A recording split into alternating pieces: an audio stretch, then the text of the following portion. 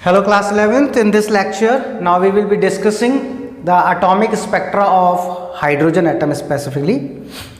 अब hydrogen atom की आपको मालूम है खासियत क्या है। ये हाइड्रोजन और hydrogen like species like He+, Li+2 etcetera, इन सब के अंदर एक इलेक्ट्रॉन होता है, लेकिन एक इलेक्ट्रॉन होने का मतलब ये नहीं है कि इनके अंदर एक ही स्पेक्ट्रल लाइन होगी। इनके अंदर बहुत सारी स्पेक्ट्रल लाइंस होती हैं। क्यों होती हैं? क्योंकि एक इलेक्ट्रॉन है बट वो क्या करता है, एनर्जी गेन करता है। It get excited to some other energy level, 2 में गया फिर 1 में आया, ठीक है। क्योंकि जो ग्राउंड स्टेट है उसकी वो कौन सी है, n=1 फर्स्ट के शेल, ठीक है। वहाँ से वो कहीं पर भी जाएगा ऊपर, वो एक्साइटेड स्टेट है। और एक्साइटेड स्टेट हमेशा कैसी होती हैं, अनस्टेबल होती हैं। अनस्टेबल होने की वजह से इट अगेन रिटर्न टू, ठीक है, अपनी ग्राउंड स्टेट में आता है वापस। अब जैसे n1 में था, 4th में चला गया, now it could directly come from 4 to 1, या फिर 4 से 3, 3 से 1, या फिर 4 से 3, 3 से 2, 2 से 1। तो हर एक ट्रांजिशन में क्या बन रही है, एक स्पेक्ट्रल लाइन बन रही है। तो there is infinite spectral lines.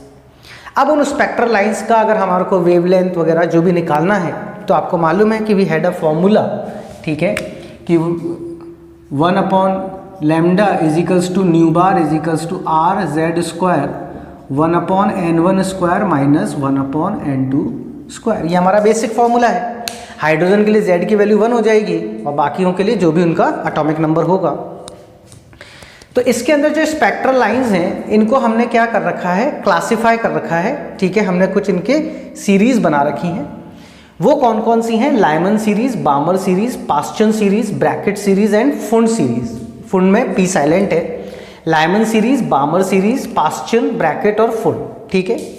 ये सीरीज इस बेस पर बनी है कि इलेक्ट्रॉन किस लेवल से किस लेवल में आ रहा है, ठीक है। जैसे लाइमन सीरीज, अगर इलेक्ट्रॉन किसी भी लेवल से कहाँ आता है, फर्स्ट शेल में आता है, तो लाइमन सीरीज के लिए n1 क्या हो जाएगा, 1, यानी वो फर्स्ट शेल में आ रहा है, ठीक है। n2 क्या हो जाएगा इसके लिए, 2, 3, 4, 5 एंड सो ऑन, कोई भी हो सकता है। आना कहाँ है, फर्स्ट में। जैसे अपन ने ये लेवल्स लिए हैं, first, second, third, fourth, fifth, six, seventh, और ये लास्ट क्या ले लिया, इन्फिनाइट, क्योंकि कितने भी लेवल हो सकते हैं।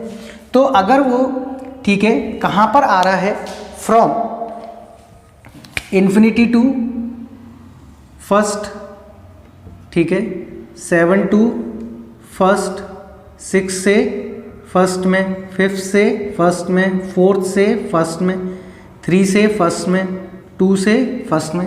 तो ये सारी, ठीक है, जो स्पेक्ट्रल लाइंस होंगी जिसमें इलेक्ट्रॉन किसी भी हायर लेवल से कहाँ आ रहा है, फर्स्ट में आ रहा है, ये सब किस में जाएंगी, लाइमन सीरीज में जाएगी। किस में जाएगी, लाइमन सीरीज में, ठीक है। और यहाँ पर जो भी वेवलेंथ्स मिलेंगी आपको, जब आप कैलकुलेट करोगे वेवलेंथ, तो वो कौन से रीजन में आएगी, अल्ट्रावायलेट में। कौन से आएगी, अल्ट्रावायलेट। आपको मालूम है हम जब लाइट का स्पेक्ट्रम स्टडी करते हैं तो वहाँ पर आपके पास क्या है, 3 अलग अलग सेक्शंस हैं, अल्ट्रावायलेट, विजिबल और इंफ्रारेड, ठीक है। तो आपका विजिबल 400 से 700 एंगस्ट्रॉम होता है, तो सॉरी 400 से 700 नैनोमीटर होता है। उससे कम वाले कौन है, अल्ट्रावायलेट, ठीक है। जैसे अगर आप एक विजिबल स्पेक्ट्रम बनाएं तो ये आपका विजिबल है, ठीक है, वायलेट से लेकर रेड तक। तो ये आपका 400 नैनोमीटर से कहाँ होता है, 700 नैनोमीटर। इससे कम वाला क्या हो जाएगा आपका, अल्ट्रावायलेट, और इससे ज़्यादा वाला क्या हो जाएगा आपका, इंफ्रारेड। तो अगर वेवलेंथ 400 नैनोमीटर से कम है तो अल्ट्रावायलेट में, 700 से ज़्यादा है तो इंफ्रारेड में, और इन दोनों के बीच में है तो कहाँ पर, विजिबल स्पेक्ट्रम में लाई करेगी।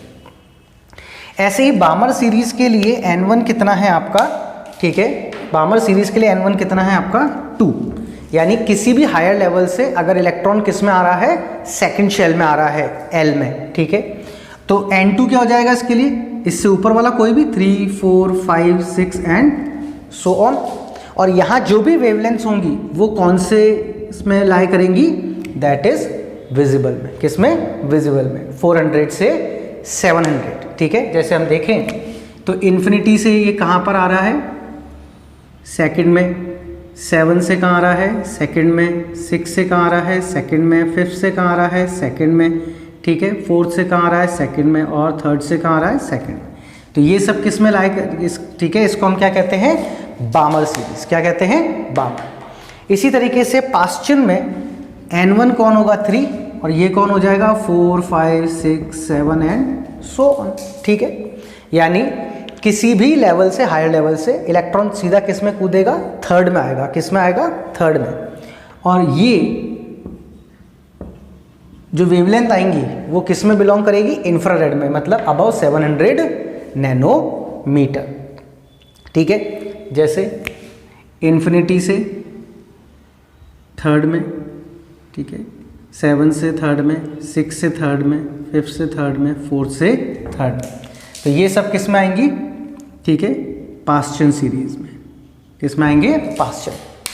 इन द सेम वे जब हम ब्रैकेट की बात करते हैं तो इसमें N1 कौन होगा? 4, और N2 इससे हायर लेवल 5, 6, 7, 8, और ये किस में होगी?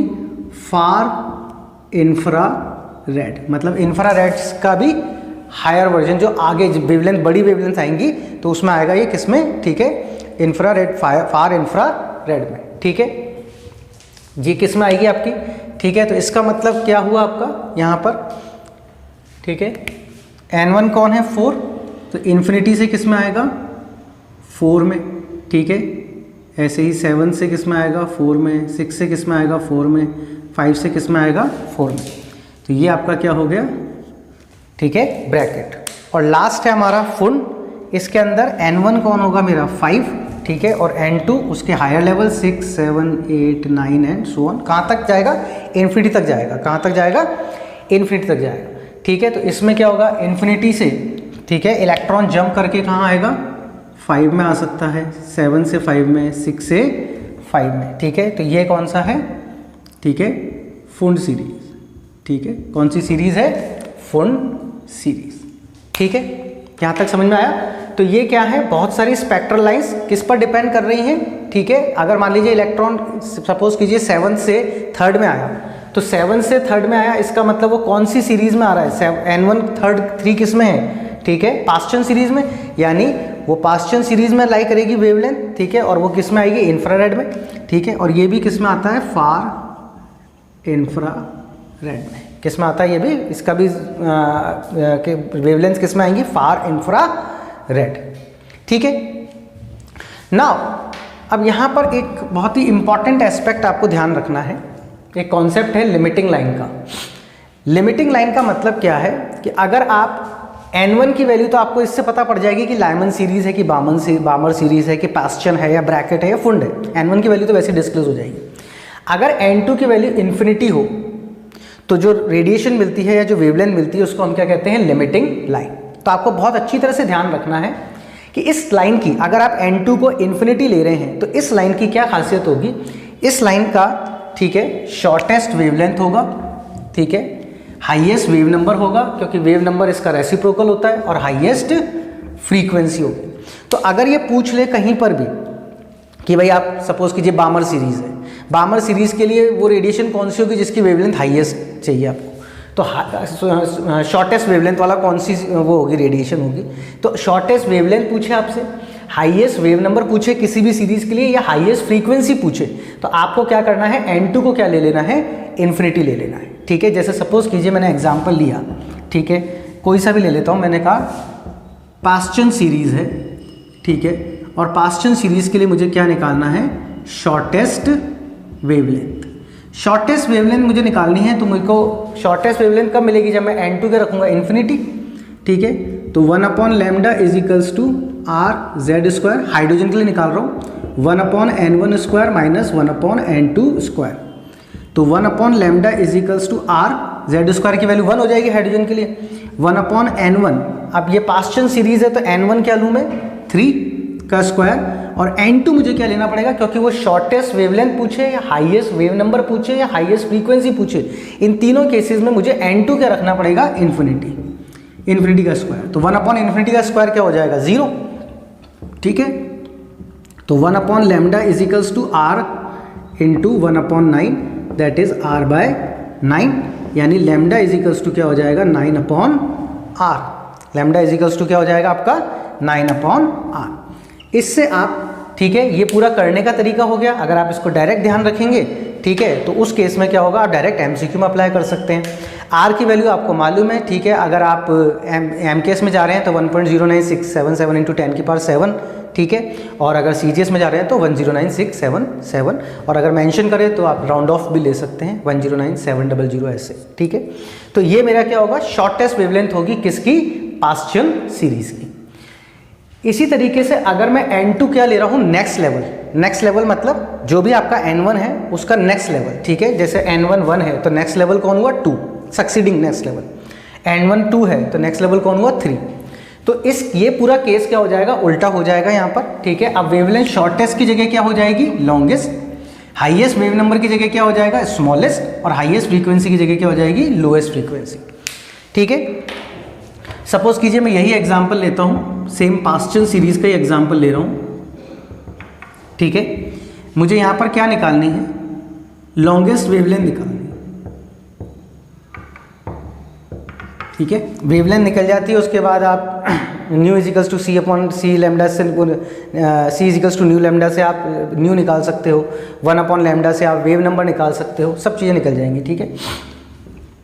तो again 1 upon lambda equals to R Z square, 1 upon N1 का स्क्वायर माइनस 1 अपॉन N2 का स्क्वायर, ठीक है। अब यहाँ पर मुझसे क्या पूछा है, लॉन्गेस्ट वेवलेंथ। तो लॉन्गेस्ट वेवलेंथ के लिए मुझे N2 क्या लेना पड़ेगा, जस्ट नेक्स्ट सक्सीडिंग लेवल। तो 1 upon lambda equals to R, Z square की वैल्यू 1, ठीक है। पास्चन सीरीज है तो N1 की वैल्यू मुझे क्या लेनी पड़ेगी, 3 का स्क्वायर माइनस नेक्स्ट लेवल कौन सा होगा, 4 का स्क्वायर। तो 1 upon lambda equals to R 1 upon 9 minus 1 upon 16, ठीक है। अब इसको आप सॉल्व कर लेंगे, ठीक है। तो यहाँ पर आपका क्या आ जाएगा, ठीक है, जो वैल्यू है, ठीक है। जैसे 1 upon lambda equals to R, ठीक है, 9 और 16 का अगर हम एलसीएम निकालें, ठीक है,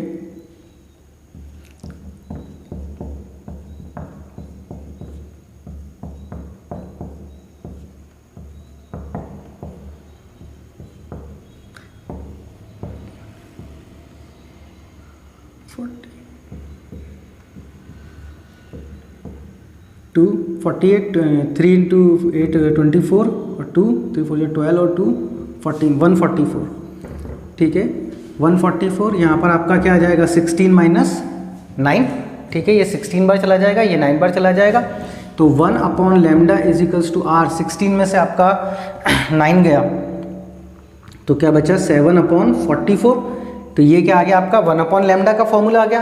तो लेमडा इजिकल्स टू क्या हो जाएगा, 1 अपॉन 44 7 इंटू आर, ठीक है।